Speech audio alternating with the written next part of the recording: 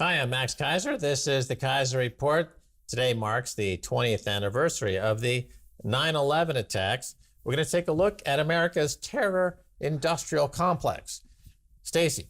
Right, and this is actually from the Wall Street Journal. We're going to look at some data there about the surveillance state, the terror industrial complex that has built up, and the kind of positive feedback loop that has been nothing but negative for the domestic population. So the whole terror industrial complex started with the objective that they sold to the American people who were financing this. It's for international terrorism. It's for overseas. It's not for domestic. Now it's domestic, right? We're already seeing the sort of rollout of like stopping domestic terrorists, stopping that MAGA or any deplorable sort of people here.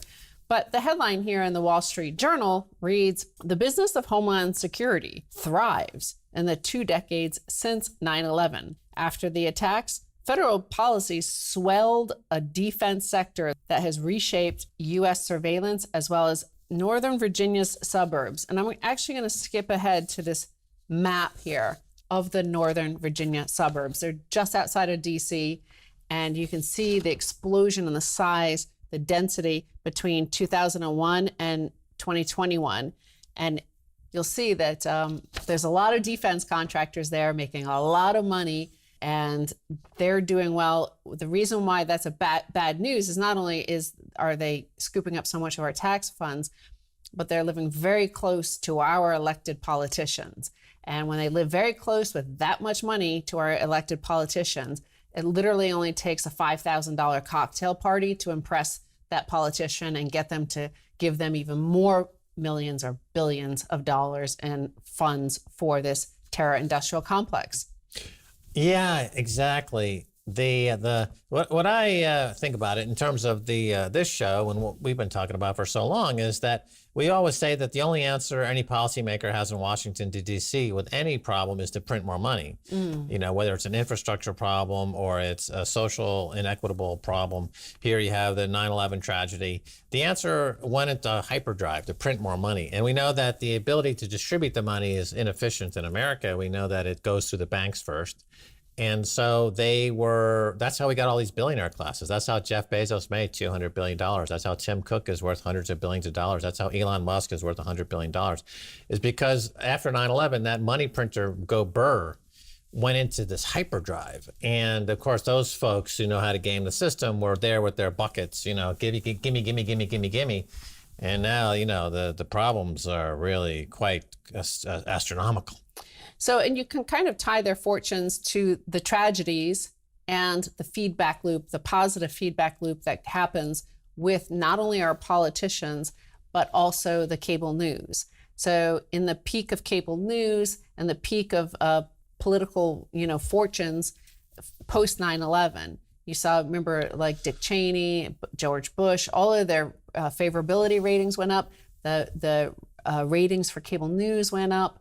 And then there was a bit of a down period, and now we're turning that around for more terror threats, mostly domestic now, but having to ramp up the military spend. So in the data they looked at, in the decade following the terrorist attacks, military spending more than doubled in absolute terms to $700 billion, or about 20% of total government spending. In 2011, the nation's military spending peaked at 19.6% of total federal outlays and represented about 4.6% of GDP. By 2020, it had fallen to 11% of total federal spending and represented 3.5% of GDP. Now, our guest, Michael Hudson, of course, disagrees with that number, that it ever peaked at 20%. That's because if you're only looking at the military part of the budget, not the whole apparatus of the surveillance state, of the intelligence community, of the cost of the Veterans Administration and the cost of caring for all the wounded soldiers and stuff like that. So I think he would probably say it's even higher than 20% of government outlays that was the military at the peak. Right. Well, all that money had to come from somewhere. And you see that in the societal breakdown. You see that. I just saw a video, Philadelphia. It's become literally zombie land. And in Chicago, there are more murders in Chicago now than Kabul. So that's where the money comes from. It just came from the hundreds of millions of people that live in the United States. And how you calculate GDP, as we've said on this show many times, the calculations for GDP or inflation, other government issued numbers is plastic. It just serves whatever purpose you want it to be. It's not forensic. It's not analytical. It's not accurate in any way. Right. Well, of course, the DoD budget is also opaque completely. Nobody can see inside it. And of course, as Michael Hudson points out, it is cost plus. So there's no containment of their cost. It's like whatever they want to charge, they get to charge. And where it's going, according to the Wall Street Journal, is much of the money flowed to the private sector as commercial firms bid on huge new contracts to develop the next generation of security capabilities. In 2001, the Defense Department had $181 billion in contract obligations to about 46,000 contractors, according to a Center for Strategic and International Studies estimate. By 2011, when war and security spending growth reached its apex, the department had $375 billion in obligations to more than 110,000 companies. Oh, right. Well, it's everything is now seen through the lens of panic and fear. I think before 9/11, there was still some kind of joie de vivre, let's call it. There was still some, America had a character to it. After 9/11, you had the death of satire. You had the death of culture for the most part, and the creeping surveillance state. And that's really expensive. And it's become a sad state of affairs. Of course, whenever we have panic, cable news ratings soar. When they're soaring, then you see the Raytheon, the Lockheed Martin, this very military industrial complex start to take out more and more ads on the panic-driven episodes of the Maddow Report or of the Chris Hayes shows or CNN. They'll take out ads against the panic, signaling to the population support for war, support for this, so we're taking care of you. This is what I'm talking about these feedback loops. Is you had that event of 9/11, and 20 years later, it's still rippling through, and the ripples are getting wider and wider and bigger, like capturing and not only more of the domestic population under the surveillance state, like victims of it, but also the swamp as it is. You know, this is the deep state people. They're not so deep state. They're pretty out in the open. You could see them on a satellite image where they're living, and the huge amount of money they're getting from the taxpayer, but the taxpayer will only give that money with favorable ratings if they're scared. So if they're scared, they've got to tune into CNBC, CNBC, yeah, if there's a market crash, or CNN or MSNBC or Fox. They have to be scared. They have to want, take all my money, stop this, like stop my pain, stop my fear, stop this. So that's what I'm saying is like these feedback loops, the fact that these guys are so close to living right where our politicians are, who dole out these billions and billions and trillions of dollars. We don't know,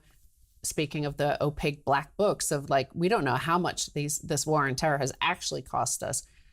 You know, we don't know. Right. Well, okay. So on 9/11, America was attacked by fanatics, and it gave rise to a new breed of American fanatic. These are the money printing fanatics.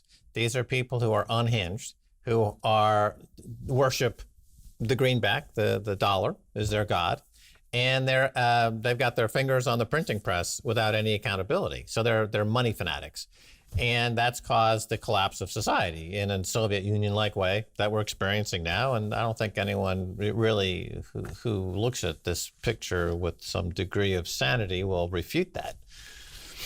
They have a quote here in the Wall Street Journal, which epitomizes it all. They speak to this woman who's the CEO of Beacon Interactive Systems. They used to be like a software company that provided software solutions to people. And then her quote is, 9/11 is what made us turn our heads to the defense marketplace. You know, the thing about software developers and they turn it to this marketplace, right? And they have solutions that maybe that are still in search of a problem. So they have to create a problem, like, right? So if we're wrapping up Afghanistan, if we've left Afghanistan, no matter what the disaster is, you've got these people living all around our politicians. They surround them, like they're surrounding our politicians. They're going to have to pitch them. They don't want to lose their business, right? They need to pay for all their yachts, all their big homes, their vacation homes. They're going to pitch them on something else. In terms of how much money they've been making, it's federal contracting to private companies in and around the city, i.e. DC, saw roughly a 15% average annual increase between 2001 and 2011, while the federal workforce payroll in the region grew by only 1.5% a year, according to government spending data. Largely as a result, Washington's regional economy was the hottest in the country between 2001 and 2011. Some people raked it in this aftermath the past 20 years. And I think we have it part of what you're seeing with that whole societal breakdown you're saying, like not only the despair, death of despair, but also the weird hyper partisanship and hatred, absolute hatred for, the other side. Right. It's a great business to be in, and more people are getting into that business. And especially when you have people with a lot of college debt or mortgage debt, the siren song of getting into the terror business, working for American terrorists in DC, is compelling, right? So I don't see any end to this anytime soon. Right. And it's also important to note that in those 20 years, you've seen, just check out old footage versus now of MSNBC, of CNN and stuff, that all these same defense contractors, they're regular co-hosts essentially on these news programs. And it's not often disclosed, like their role in pushing that panic, pushing that fear, pushing the continuation of this pork barrel sort of money, of this free money that they're getting to slop up. And the fact that those same news programs then no longer examine it. They don't do investigative journalism. They don't ask questions of their good friends, their co-hosts, their co-presenters on these programs. No, of course not. Absolutely not. And things aren't looking to get much better anytime soon. We're going to take a break. And when we come back, Dr. Michael Hudson, don't go away. Now that's a positive feedback loop.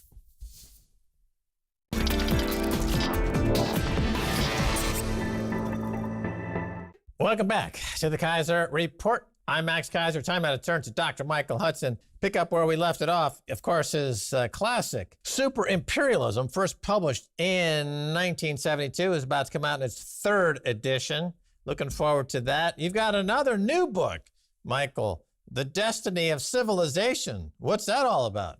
Well, basically, it's about how economies work and how what people thought was industrial capitalism has turned into something quite different. Finance capitalism, that instead of expanding like industrial capitalism does with more and more technology and more capital investment, raising productivity, raising wages, and a positive feedback, financial capitalism is just the opposite. It's cannibalized industrial capitalism. And instead of creating products that people use, it creates debt and monopoly rights. So under the finance capitalism that the United States and Europe have today, more and more of American income, it has to be spent not on goods and services, but on rent or on mortgage interest that can absorb up to 43% of the borrower's income with government guaranteed. 18% of the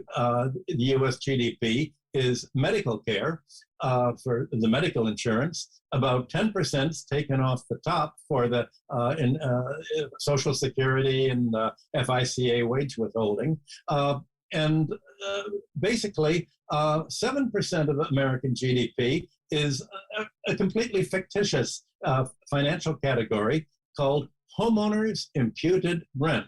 And it's the rent that if homeowners had to rent their homes to themselves, how much would they charge? And of course, since rents went up 20% last year, homeowners would charge much more money to themselves for rent, even though no payment occurs. And so GDP appears to be going up. But when you take out the finance, insurance, and real estate sector, the FIRE sector is actually gone down. So my book describes how the FIRE sector is the antithesis of industrial capitalism. It's everything that the classical economists of the 19th century and earlier 20th century wanted to do away with. Adam Smith, John Stuart Mill, and the others wanted to get rid of land rent and monopoly rent and financial rent. And to them, a free market was a market that was free of all of this unearned income and rent.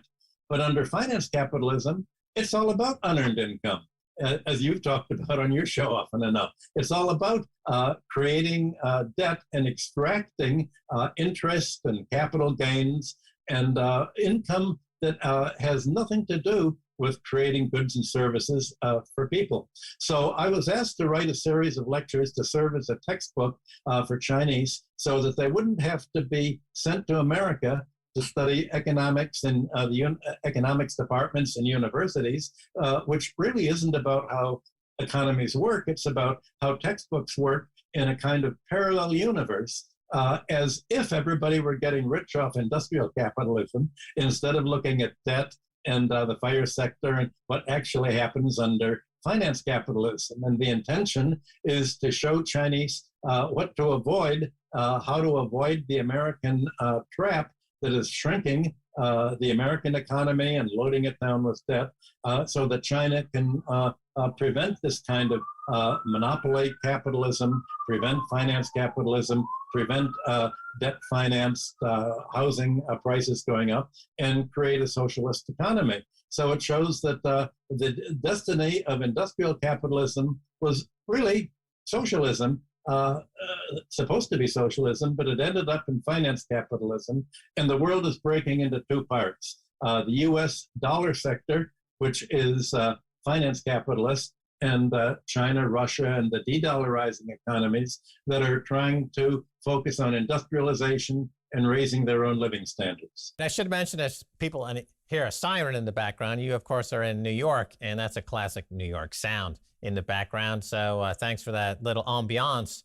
All right, let's talk about, so China, of course, is launching the Belt and Road Initiative, which is sounds like what you would describe as goods and services, goods capitalism, as opposed to pure finance capitalism. And give us an idea of where we are with U.S. and China, because the dynamic there and what looks to be a classic Thucydides trap, where you've got potentially China rising up as the new dominant world economic power and the U.S. Taking a back seat. Is that actually happening? And where are we in that cycle? Where are we with China right now in the U.S.? The idea of a Thucydides trap is a trivialization. The people who describe a Thucydides trap talk as if the U.S. is an industrial rival of China, and we're both playing the same game, and somebody's going to win this game of who can export more and grow more. That's not what's occurring at all, and it's not what occurred between Athens and Sparta. Thucydides completely destroyed the American idea of the Thucydides trap. He made it very clear that the fight between Athens and Sparta was between a democracy, Athens, and oligarchy, Sparta. There was a conflict of economic systems. It wasn't a rivalry to see who could export more, because the Spartans didn't produce exports. They were military countries. They conquered countries and supported oligarchies. Well, that's the same. What America is, you could say, is like Athens and Sparta.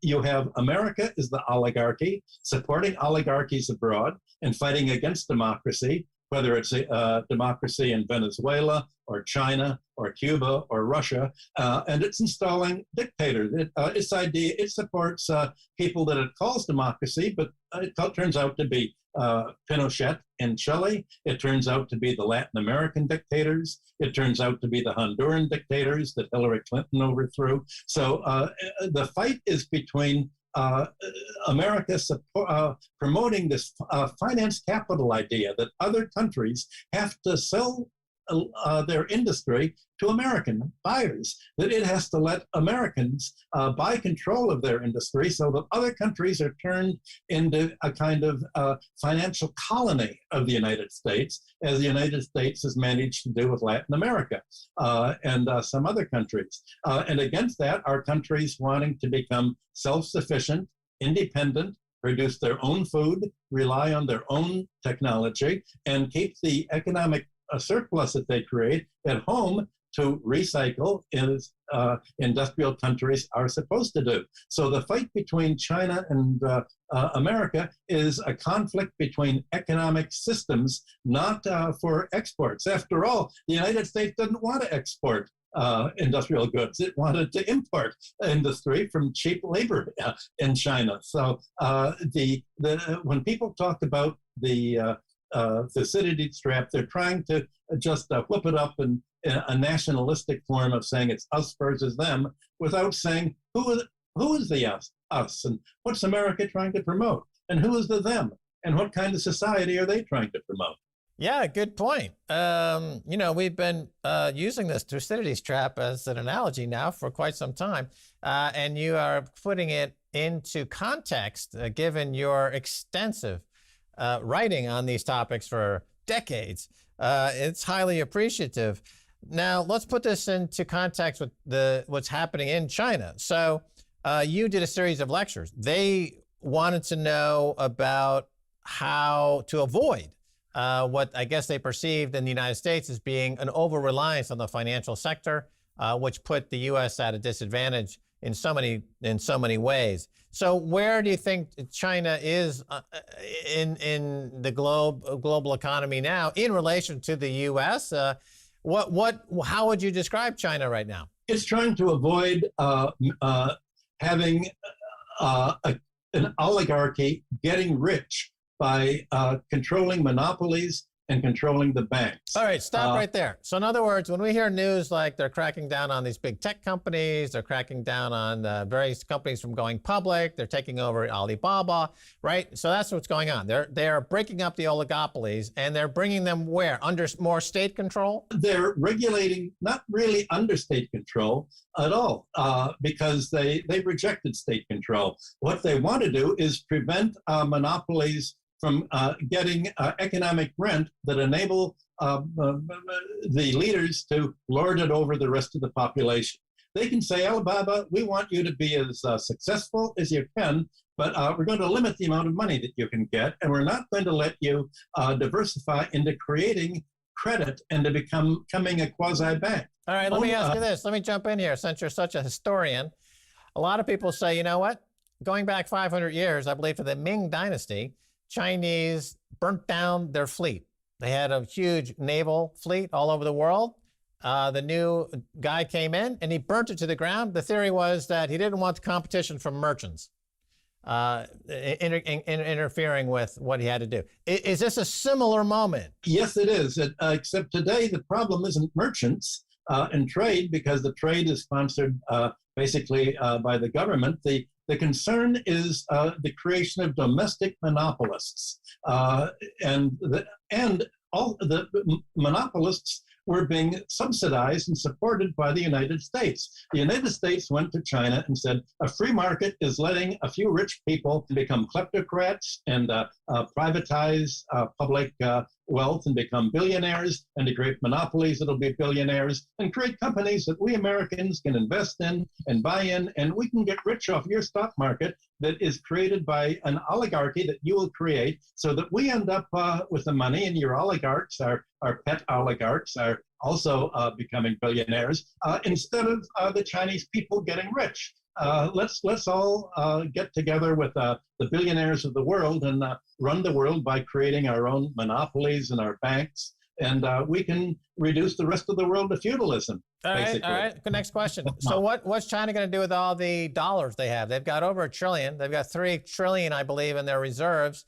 Do they dump them on the market? Do they keep accumulating them? What's the strategy there? They've been reducing their dollar reserves steadily and buying gold, and they need reserves in order to stabilize the value of the exchange rate between the yen and the the US dollar. So they need these reserves in order to prevent the United States from trying to crush the currency and doing to China what it did to Syria and other countries that don't follow American directives. So the reserves are its protection, financial protection, basically. Do you have a call on Taiwan? Is there going to be some action there? I don't really think so, because most Taiwanese want to invest in China. The question is the terms on which they will be allowed to invest in China and the reciprocity that the two countries are trying to develop together right now. All right, that's it, Dr. Michael Hudson. If I ever play the game of Risk, which is a board game for world domination, I want you on my team.